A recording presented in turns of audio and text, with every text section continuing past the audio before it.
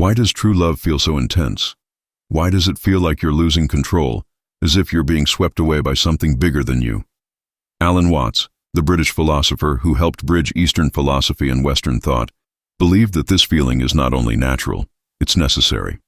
According to Watts, love, when it's real, confronts us with the very thing we spend our lives avoiding: surrender. And this surrender, though terrifying, is the gateway to something deeply beautiful.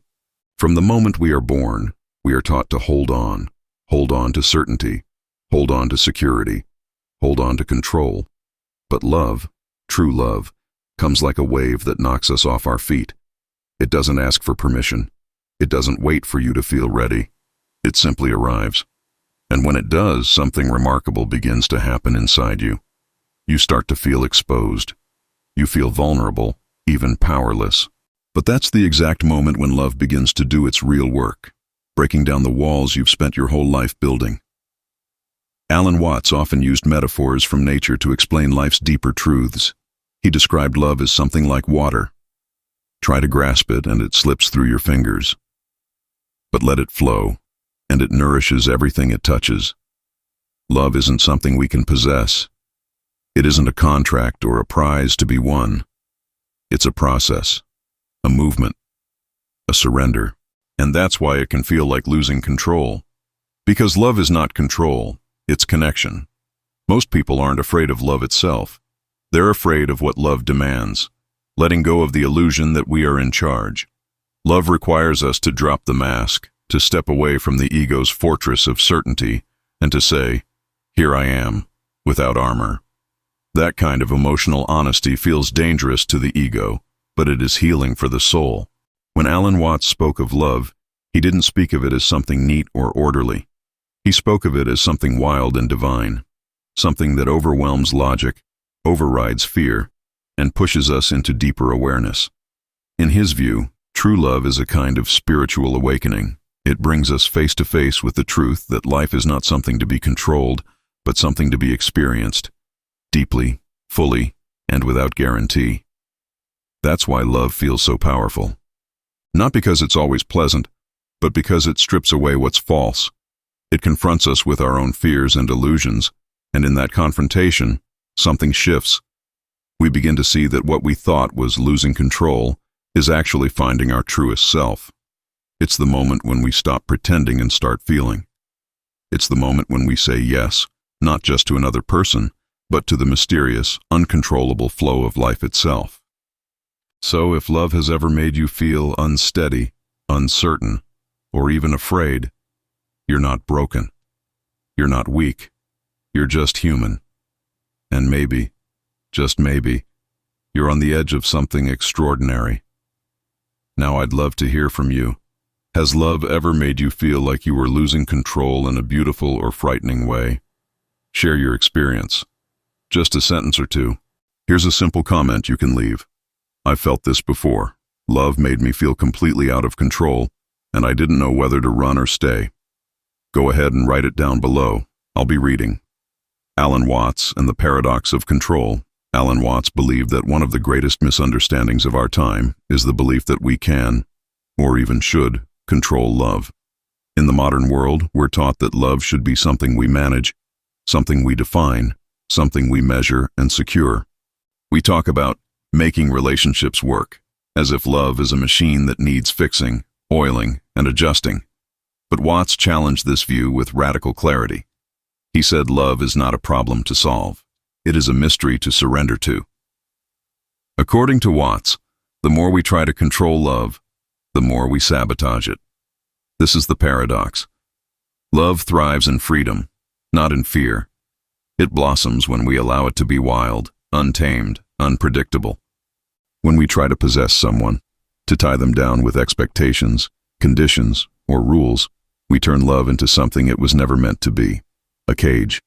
And in trying to feel safe, we kill the very thing that makes love so sacred, its aliveness. Watts often spoke of the dance between opposites. He would remind us that we only know light because we know darkness, only know joy because we know sorrow, and in the same way, we only know love when we are willing to step into the unknown. Love cannot be fully understood if it is boxed into a set of rigid expectations. That's why, for many people, true love feels like chaos. Not because it's wrong, but because it breaks the ego's illusion of control. He used the metaphor of music to make this idea even clearer. Music, he said, is not about reaching a final note. If it were, the best songs would be the shortest, one bang, and it's over. But music exists for the joy of the journey, the unfolding, the rhythm. And so does love. You don't love someone to get somewhere. You love to be with them, to dance with the mystery of who they are and who you are becoming in their presence. It's not a goal. It's a living, breathing experience. This is why many people struggle in relationships.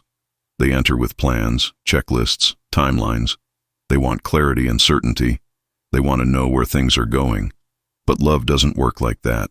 It cannot be programmed. It cannot be predicted. Watts warned that the moment we try to control love's direction, we become anxious. We worry about losing it, about not being enough, about what the other person feels or thinks. And in that fear, we stop showing up authentically. We trade spontaneity for performance. We stop being and start managing. Watts encourages us to think of love not as a contract but as a current, something you step into, something you swim in, something that moves you and sometimes moves through you. It doesn't always stay the same. It doesn't always make sense. But it is always teaching you, if you let it. One of the most powerful ideas Watts offers is this: you can never control love without damaging it. You can never hold it too tightly without choking it. And the moment you let go, the moment you stop trying to possess the person you love, that's when love becomes real. That's when it breathes. That's when it stops being about you and starts being about us, the shared space between two beings willing to meet in vulnerability, not control. There is also a kind of grace in realizing you can't control love, because it means you don't have to perform anymore. You don't have to be perfect. You don't have to play games or pretend. You can just show up, messy, honest, human.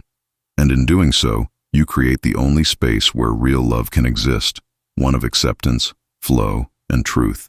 Watts wasn't telling us to abandon all responsibility or commitment. He was inviting us to stop clinging, to stop fearing the loss of what was never ours to possess. He wanted us to love like the ocean loves the shore, constantly meeting it, kissing it, retreating, returning. Not out of obligation, but out of devotion. Not to control, but to witness. Not to keep, but to cherish. And so the paradox stands. If you want love to stay, stop holding on so tightly. If you want love to deepen, let it breathe. If you want love to transform you, be willing to be changed by it. Why surrendering in love sets you free. Alan Watts taught that the greatest freedom in life comes not from having control, but from letting go of it. This is especially true in love. While most people associate surrender with weakness or loss, Watts flipped that idea completely. To him, surrender in love wasn't a defeat. It was a liberation, a step into something more honest, more profound, more alive. But why does surrender feel so scary? Because it asks us to trust what we cannot see. It invites us to open our hearts without guarantees. And in a world that praises independence, self-protection, and emotional armor, this kind of openness feels radical, dangerous even. We fear that if we let go, we'll fall, that if we trust, we'll be hurt. But Watts reminds us of something powerful. It's only by surrendering to love that we experience its fullness. He often used the analogy of floating in water. If you tense up in a river, if you try to fight the current, you sink. But if you relax, if you trust the water to carry you, you float. Love works the same way. When we try to control it, to force it, we end up anxious, exhausted, and disappointed. But when we surrender, something changes. We begin to feel peace. We begin to feel light. To surrender in love doesn't mean becoming passive or weak. It means being present, being real, letting go of the mental calculations and emotional games we use to feel safe. It means showing up without needing to impress or manipulate. Just you, exactly as you are, meeting another soul in truth. This is where love becomes sacred. Most of us were taught that love is something to be earned, that we must look a certain way, act a certain way, have certain things, in order to deserve it. But Watts challenges that narrative. He tells us that love is not something you deserve. It's something you allow. It's not a trophy. It's not a transaction. It's a state of being that arises when we stop trying to become someone else and start being who we already are. This shift, from striving to surrendering, changes everything. We stop fearing rejection because we're no longer pretending. We stop fearing loss because we're no longer clinging. We stop fearing change because we've embraced the truth that love, like life, is in constant motion. And in that motion, we find a new kind of stability. Not one built on certainty, but one built on flow. Watts was clear. Real love isn't about control, it's about connection. And connection can only happen when both people are free. Free to feel, free to speak, free to evolve. That's why surrendering in love is not about giving up power. It's about stepping into a higher kind of power. The power of presence. The power of vulnerability. The power of truth. He warned that many people avoid surrender because they associate it with pain. And yes, surrender can bring pain. It can lead to heartbreak. But it can also lead to joy beyond words, peace beyond logic, connection beyond ego. And those who have tasted this kind of love know that it's worth every risk. The act of surrender also strips away illusions. It reveals whether the other person is truly present with you or merely playing a role. It clarifies. It simplifies. It shows you what's real and what's not. And in that clarity, even if the love doesn't last forever, it still leaves you better. It teaches you. It opens you. It grows you. So the next time you feel love stirring in your heart, ask yourself, am I trying to control this?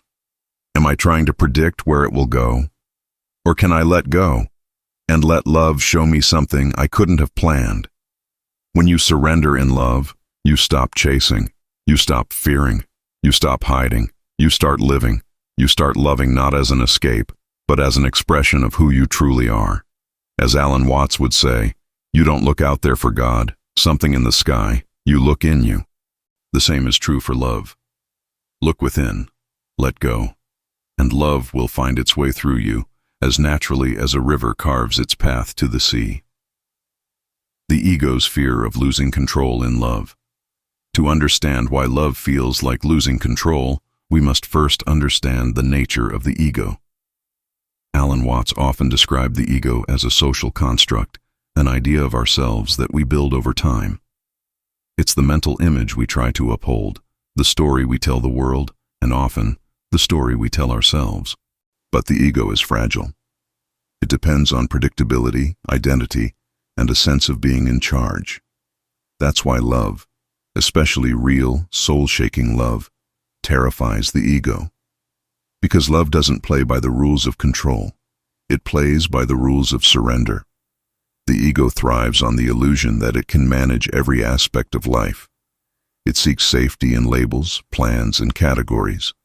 It says, this is who I am, this is what I need, and this is how others should behave to make me feel secure. But love isn't interested in your categories. Love doesn't fit neatly into your story. When love arrives, it disrupts your sense of self, your plans, and your control mechanisms. And that disruption is exactly what makes it transformative. Watts believed that love is one of the few forces in life that has the power to dissolve the ego. Not because it attacks you, but because it invites you to move beyond yourself. To love deeply is to feel exposed. It's to realize that you cannot script or shape the other person's feelings. You can't control how they respond or if they'll stay. And for the ego, this is unbearable. The ego screams, protect yourself. Don't give too much. Don't lose your center. But what if losing that rigid center is the very path to freedom? In a typical relationship, the ego tries to dominate.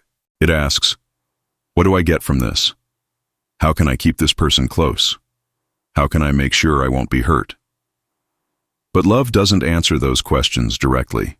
It simply invites you to feel, to show up without guarantees, to accept uncertainty.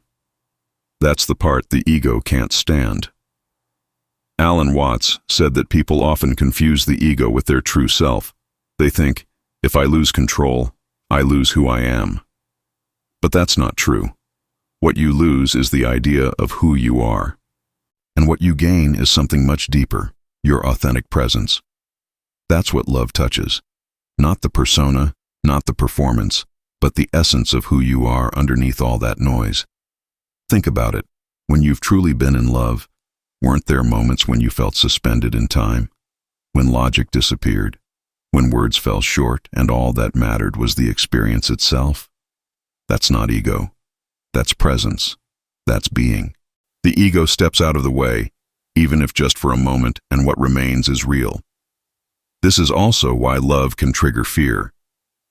Not because love is dangerous, but because the ego resists surrender. It fears the loss of its boundaries. It fears being seen. It fears not being enough. So it builds walls. It creates distance. It overanalyzes. But love, when it's true, finds a way to slip past those defenses. It whispers, "Let go. Just a little." And that's when the healing begins. Watts urged us not to fight this fear, but to observe it. He said, "When you try to stay on the surface of the water, you sink. But when you try to sink, you float." In other words, stop resisting the fear. Dive into it. Let it teach you. Let it soften you. Because beyond that fear is the place where real love lives. The ego says, "Don't trust, stay guarded." But your soul says, "You were made for connection." The ego says, "What if you get hurt?" But your heart replies, "What if you grow?" Every time you choose love over control, you reclaim a piece of yourself. Not the part that performs, but the part that feels. In love, we do not lose ourselves.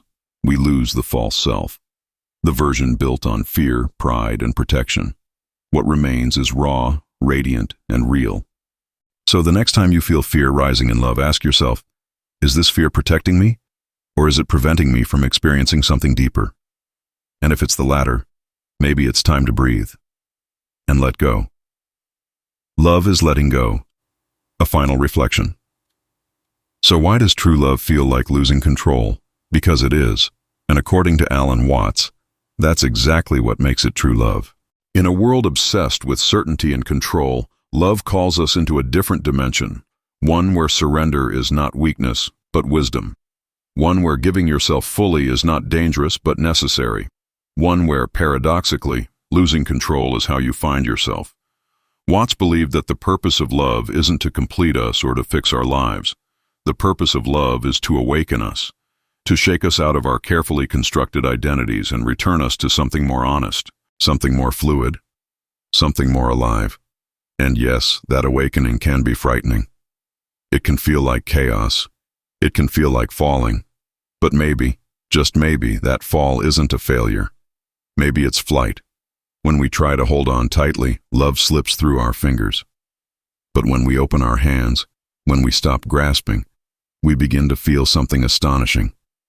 Love doesn't need our control. It needs our presence, our honesty, our trust. And these are not easy things. They require inner courage, the kind that doesn't come from knowing all the answers, but from being willing to face the unknown. This is what Alan Watts wanted us to understand. That love is not about possession. It's not about performance. It's about participation. It's not about fixing the other, or even fixing yourself. It's about showing up, fully, truthfully, vulnerably, and allowing the other person to do the same. Real love doesn't promise comfort at every turn. Sometimes it hurts. Sometimes it exposes your deepest fears. But it also heals. It liberates. It reminds you of who you are beneath all the masks. When you stop controlling love, you start experiencing it. When you stop performing, you start connecting. When you let go, you let in. And isn't that what you truly want? To love without walls, to be loved without conditions, to wake up beside someone who knows your flaws and still stays, to feel safe enough to fall apart, knowing that the bond is stronger than the fear. That is the freedom Watts speaks of. A freedom that doesn't come from power or control, but from the radical act of surrender. It's time we stopped thinking of love as something we conquer. Love is not a mountain to climb or a battle to win. Love is a river. You don't conquer a river. You step into it. You feel its current. You trust where it takes you. And in doing so, you become part of something bigger than yourself. This final reflection is not just about romantic love. It's about all forms of love. Friendship, family, even the love we hold for the world, for existence, for life itself. Love is the energy that moves us beyond separation, that reminds us we are not isolated egos, but connected beings. And the more we try to control that energy, the more we suffer. But the moment we let go, we become free. So if you've been struggling with love, if it feels like it's slipping out of your hands, if it feels like you're losing yourself, pause for a moment, take a breath, and ask yourself, what if this isn't loss? What if this is the invitation I've been avoiding? The invitation to stop gripping and to start living? Watts would say that letting go is not about giving up. It's about giving in to life, to love, to the present moment. And when you do, you discover a peace that no amount of control can offer. So let this be your reminder. You don't need to control love. You only need to trust it. You don't need to figure it all out. You only need to show up. You don't need to hold on tightly. You only need to open your heart. Because when you let go, you don't fall into nothingness. You fall into grace. You fall into truth. You fall into love. If this message touched something in you, something raw, something real, leave a like. Subscribe for more deep reflections from Alan Watts and other timeless thinkers. And share this video with someone who needs to hear it today. Leave this simple comment below if you resonated. Letting go of control brought me closer to love than I ever imagined. I'll be reading every word. There's one final truth that Alan Watts gently, but powerfully, invites us to consider. It's not just about learning how to love. It's about learning how to be loved. And for many people, that's even harder. To be loved without your defenses, without your cleverness, without your achievements. That's terrifying to the ego, because it removes the illusion that you've earned love. And in doing so, it forces you to face the possibility that you are worthy just as you are. Watts often said that most people are afraid of intimacy, not because they fear connection, but because they fear being seen, truly seen.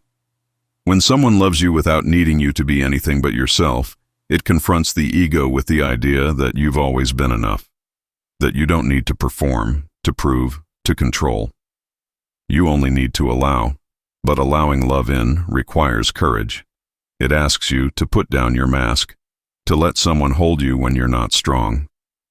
To receive, not because you've earned it, but because you exist. And the ego hates this. It thrives on transaction, not vulnerability. Watts once said that we are like actors who have forgotten we're in a play. We take the role so seriously that we forget our true essence is far beyond the costume. In love, we do this too. We play roles, the strong one, the mysterious one, the independent one. But none of those masks can be loved. Only the real you can be. And that's why when someone finally does love you as you are, it feels both overwhelming and healing. It's not about deserving love. It's about trusting it. To let someone love the messy parts of you is a sacred act. It's an invitation to come home to yourself. Not the self that strives and struggles, but the self that simply is. The self that dances, laughs, weeps, and breathes. The self that longs to be held, not because it's weak, but because it's human.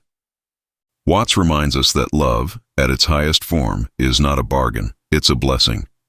It is a moment of union between souls who recognize each other not through words, but through presence. And when you allow yourself to be loved in that way, something shifts. You stop needing the world's approval. You stop fearing your flaws. You begin to rest in the truth that you are already whole. This is the final letting go, not of others, but of the belief that you must become someone else to be worthy of love. You don't. You never did. So now the question is no longer, can you love? The question is, can you receive love, fully, softly, without resistance? Because when you do, you'll find that love was never asking you to lose control. It was asking you to lose your fear. If this final reflection meant something to you, Share it with someone who needs this reminder. And leave this simple comment below. I'm learning to let myself be loved without the mask. You are not alone in this journey. We are all learning, together.